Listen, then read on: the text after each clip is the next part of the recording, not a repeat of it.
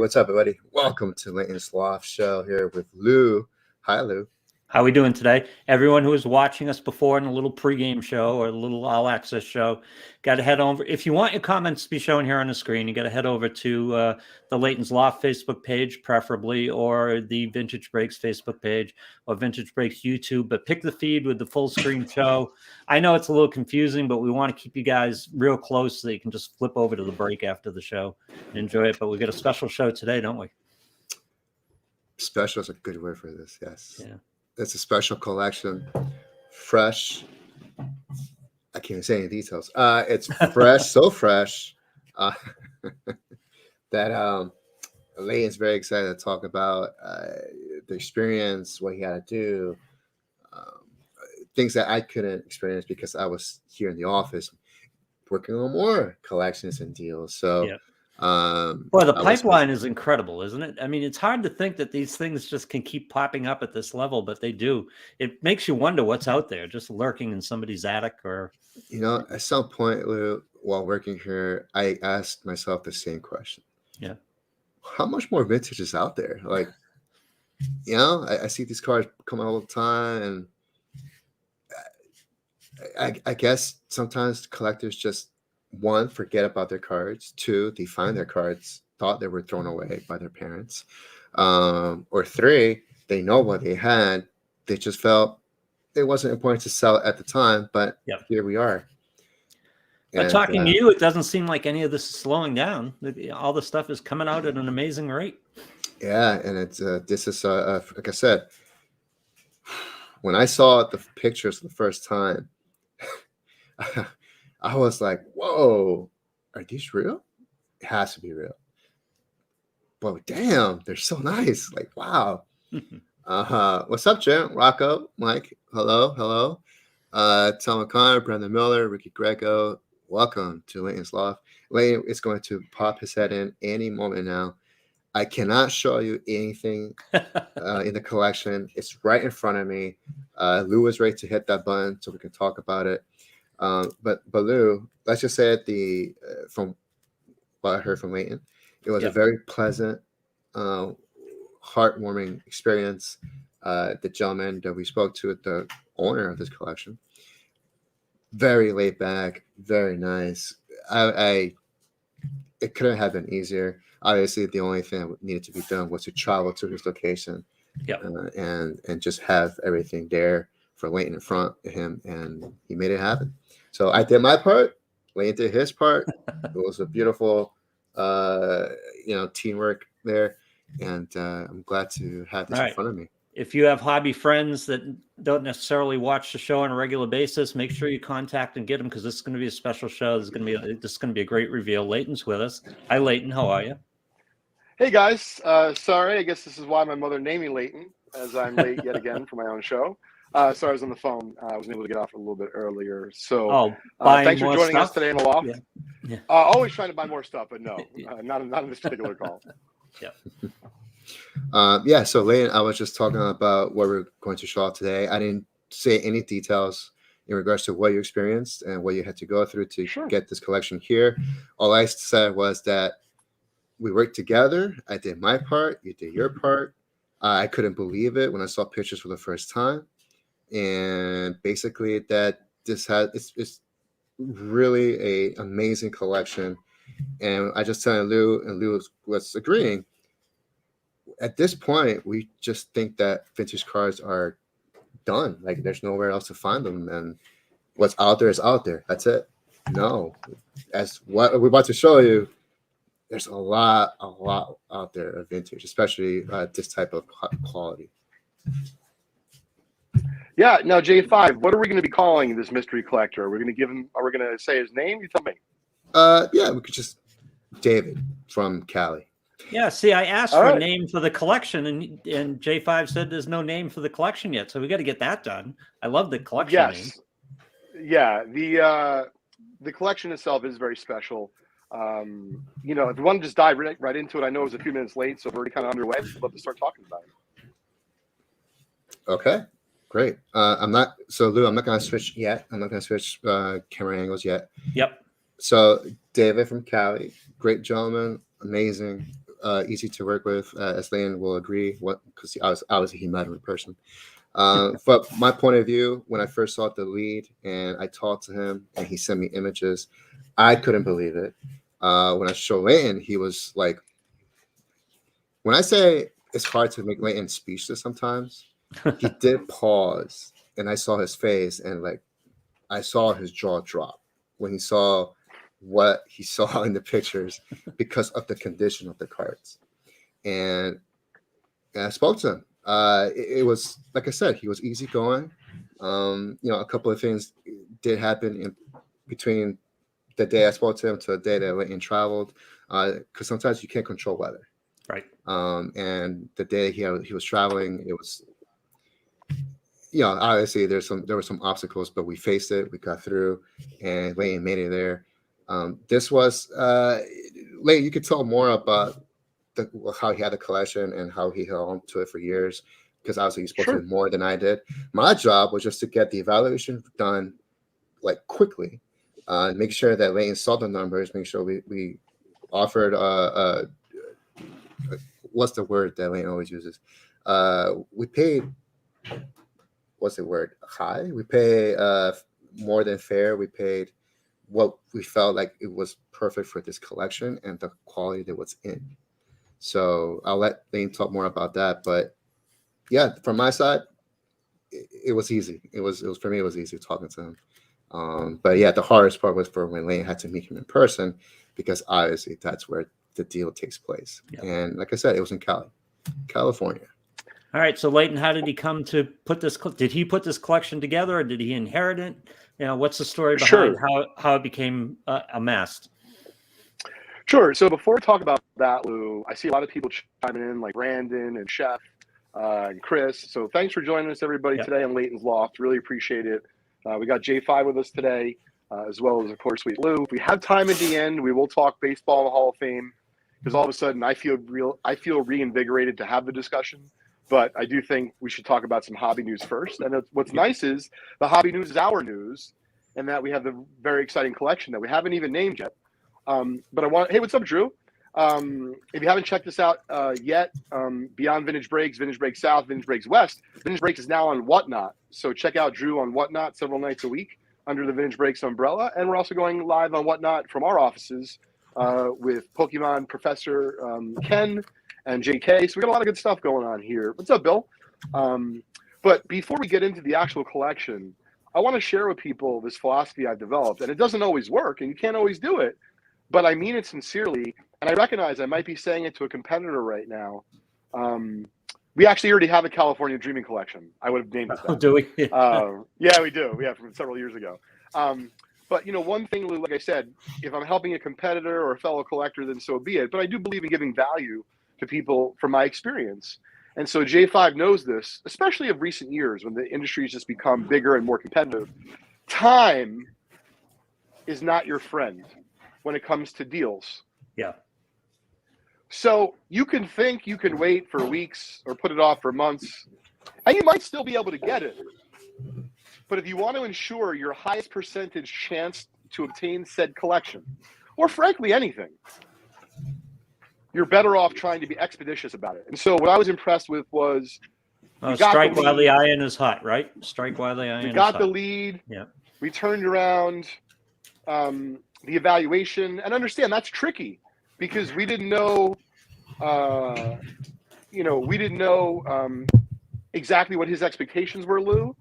And one thing we've become really good at is not only giving the estimates, but we tend to go, let's say, conservative and accurate, and we'd rather be a little low and be able to come up than be high and have to come down. Because I can tell you, even if you're being truthful and transparent with someone, there's no doubt that if they don't know the process, they're going to feel a lot better about being given more than having something taken away, even if it's all equitable and even. Yep.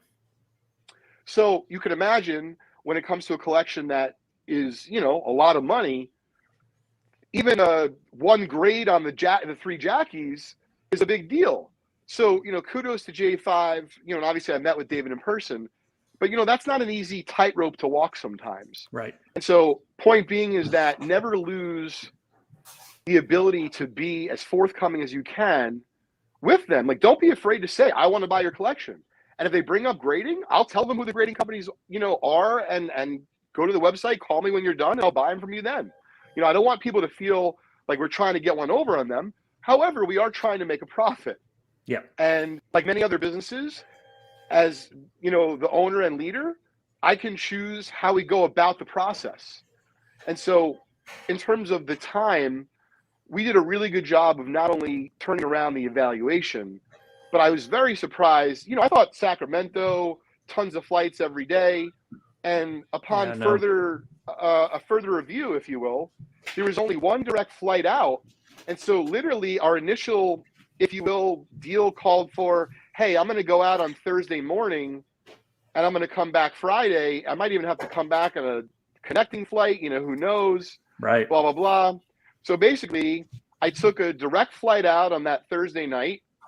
And then I met with him. This is crazy. I got in Sacramento at 10:30 Sacramento time. Okay.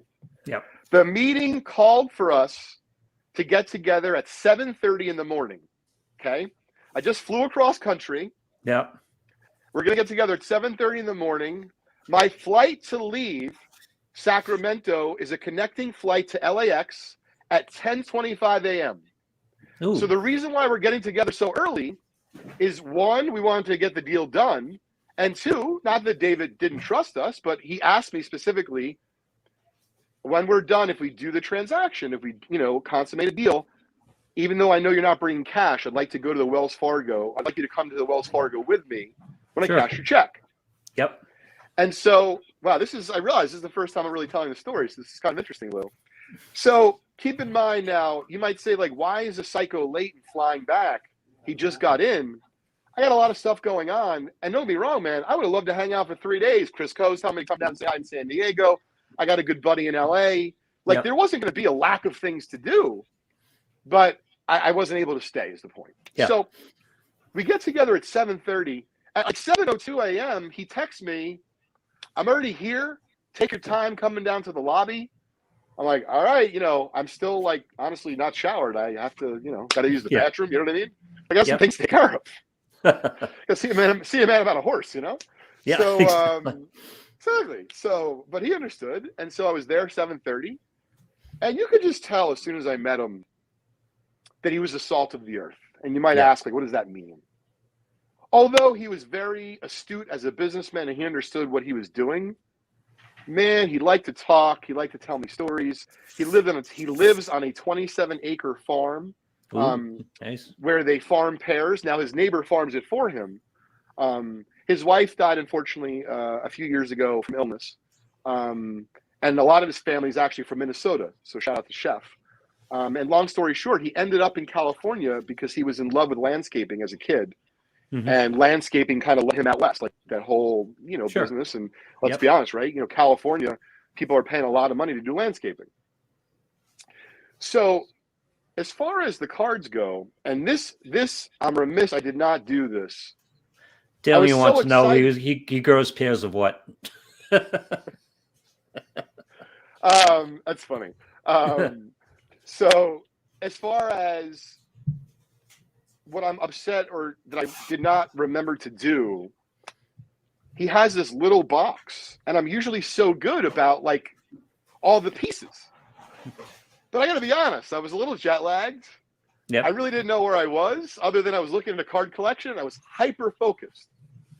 So he says to me, I take out, like, my light. He's like, oh, you need to have, like, a special light? I'm like, no, just sometimes the light's not so good at hotels. And J5 and I had agreed, from now on, when I travel with light, man.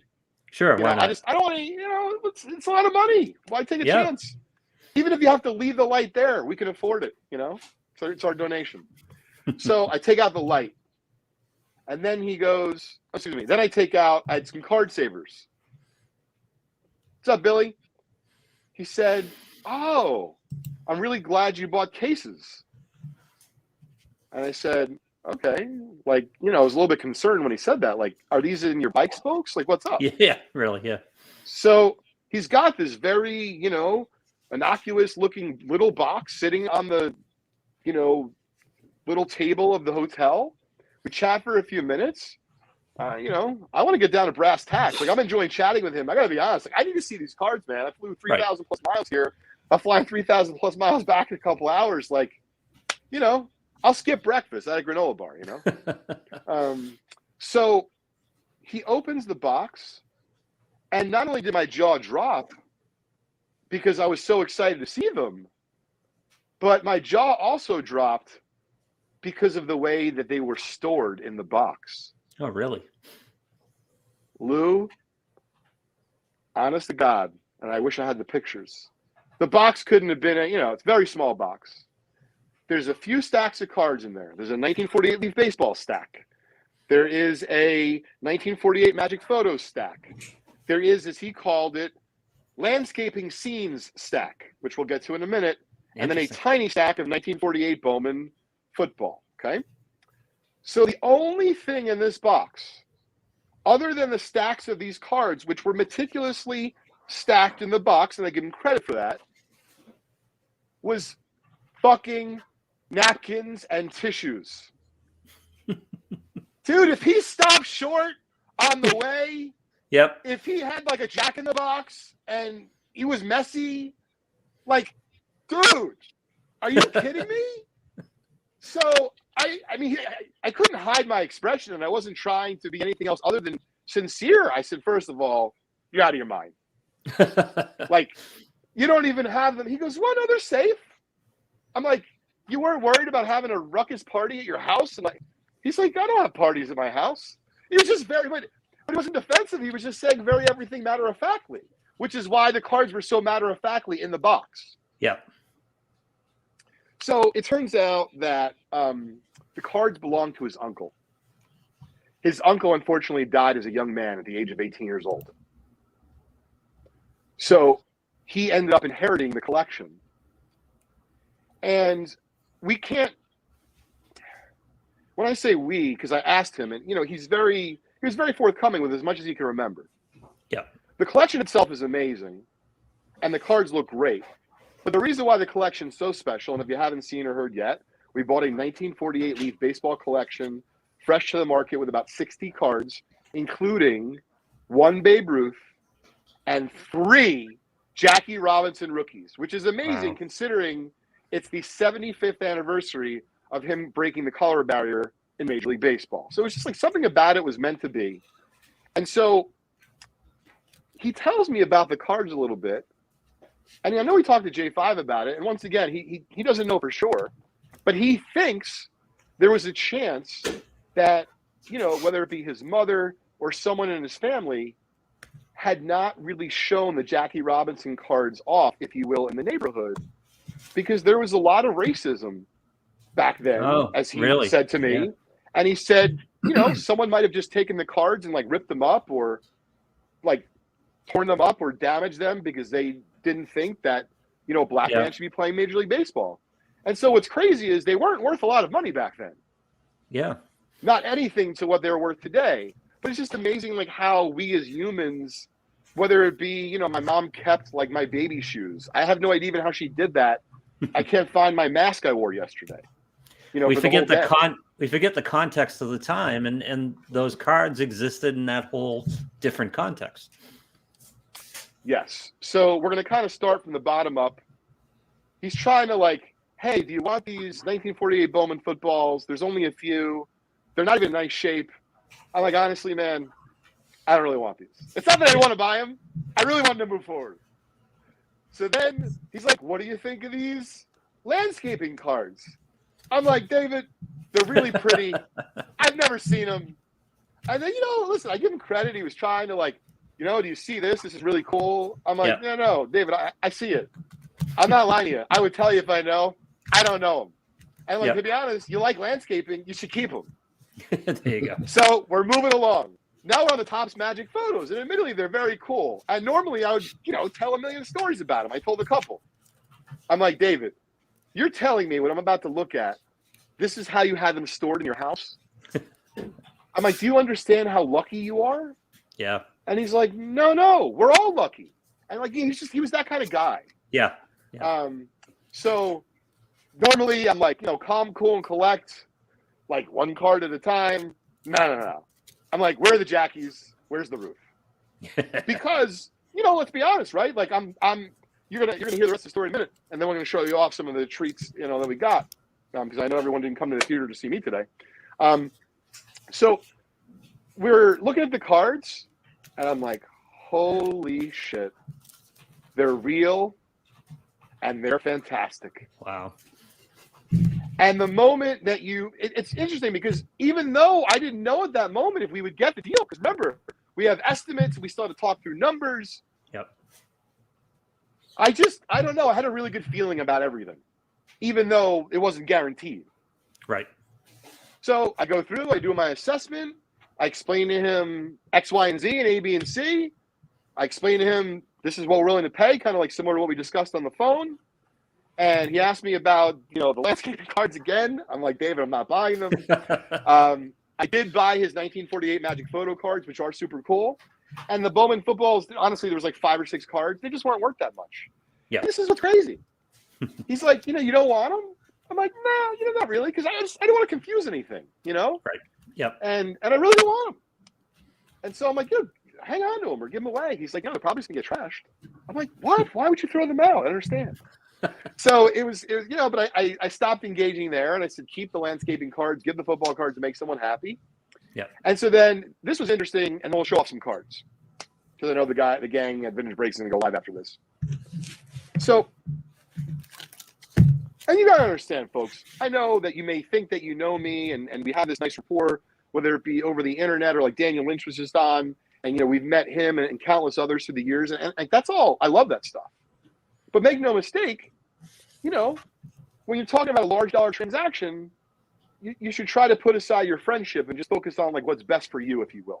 Meaning not just the money, but like how are you going to get paid? How is it going to go down? And so David had asked, and I know J5 did a very good job. David had asked, hey, after if we reach a deal, can Leighton go with me? He knew I was the owner. Can Leighton go with me to the bank? And the bank was actually right around the corner. But I got to be honest with you. I'm doing the math in my head, and I'm saying to J5, and it's like, J5, even if they give us the 9 a.m. first, curtain call as the curtain gets lifted up on the bank, like the amount of money we're talking, this ain't going to be 5 minutes. I'm telling you. Right. So, like, I'm going to be walking out of the bank, best case 9:15, and frankly, I don't believe that. Yeah. I'm thinking 9:30. How the fuck am I going to make a 10:25 connecting flight? So I say to J5, I'm like, J5, you gotta convince him just to take the check. Yep. And J5 goes, Late, you're gonna have to do that. I already did my job. Yeah. And I can see his face right now. He's right, because at the end of the day, right, it's my money. It's the company's money, but it's my money. Right. And you have to size up every situation. And to be honest, I wasn't trying to bulldoze him. I was simply trying to make my flight. Trying to make a flight. That's all. Yeah. I don't want to make him uncomfortable, and so I never do this. I don't think I've ever done it. But I really didn't want to miss the flight. And the schedule, it wasn't very forgiving. So in other words, I missed this flight. Right. I believe it was 4 or 5 hours for the next flight to connect to LAX, because there's not that many coming out of Sacramento. Right. At least on my airline. And so I say, David, I understand that we've just reached a deal in principle, but we now have the issue of, the check. And he said, yes, the Wells Fargo's around the corner. I'll drive you to the bank. And so I did with him exactly what I just explained to you guys. Not really any different. David, very important to make my flight. I'm doing the math. I don't think we're going to get out of there that quickly. I just don't think it's going to happen. So what I'm prepared to do, David, if this is okay with you, on a one-time only, I'm going to log into my account. You're going to see how much money is in the account.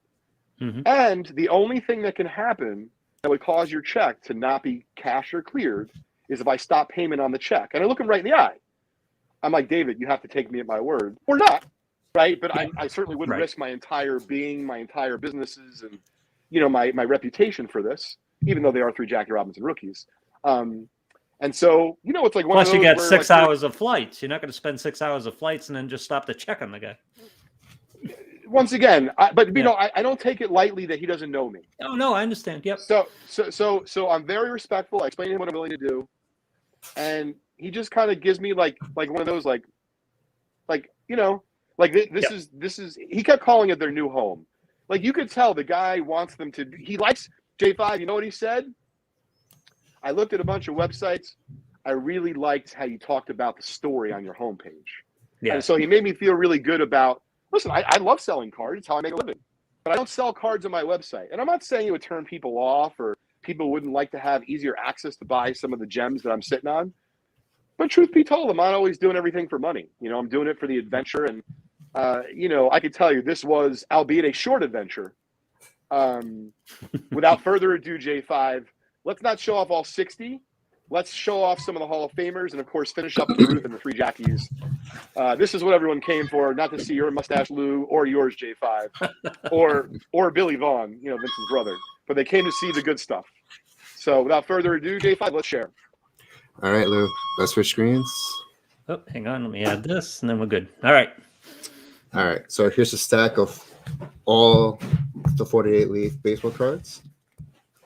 This is the stack of 1948 Magic photo cards. And here are some of the Hall of Famers. Look back. Appling. Old condition is absolutely better than average. I bought 48 Leaf collections. These cards were not played with. They were bought. They might have been looked at a couple times, and then they were put away in this tiny box. With tissues. Yeah. It was like beyond my comprehension. Like the guy could have stopped short because he's the kind of guy who would stop short if he saw like a baby snail in the street and he would lose like tens of thousands of dollars. Here's Ralph Connor. Mm-hmm. Phil Rizzuto. I think there was a few Rizzutos. Now, FYI, gang, I am going to give away a card from this collection in the coming weeks, so make sure you follow me on social media and IG, as well as on Facebook. You know, Leighton's Loft, Drink Card Therapy, Leighton Sheldon on IG, all that good stuff. The Honus Wagner. Love that card. Look at that. Looks like a sitcom character. Yeah. Kind of. He was in All in the Family. Yeah. We didn't mention, but Teddy was also. Oh, yeah, I forgot. Teddy ball game. Yeah, oh, yeah. Ted. Oh, yeah. By the way, there's a Ted. Oh, just like probably the greatest hitter that ever lived. Probably. Here is the Babe Ruth. Oh, look so at the that. roof is clean, but it does have like, I know they can't see probably, but there's a little bit of a crease. Who knows how and why? But the fact that Jackies are as nice as they are, these things are insane. I mean, like if I was at a show, put it this way, people ask me. I had a buddy of mine asked me this morning. He goes, "Late, what the Jackies grade?"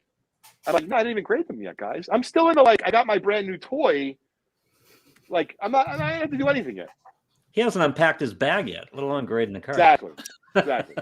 And Lou, here is the 3 Jackie Robinson. If you saw one Jackie look like this at a card show, even in a holder, it doesn't matter, 4, 5, 6, or 7, you'd be like, holy shit, great eye appeal, amazing centering. Yeah. There's freaking 3 of them. Ah, stop it. Look at that. Let's go one by one real quick. Here's the first one. Hard for us to get the color here on the TV screen or through the cameras, but they look gorgeous. Oh, yeah, no, they're great. This is J5 Vanna White. Look at that. Oh, God. Jackie Robinson. 3 of them, Lou. Yeah. And again, I never had, until you just told that story, I never had the context, although it's obviously true.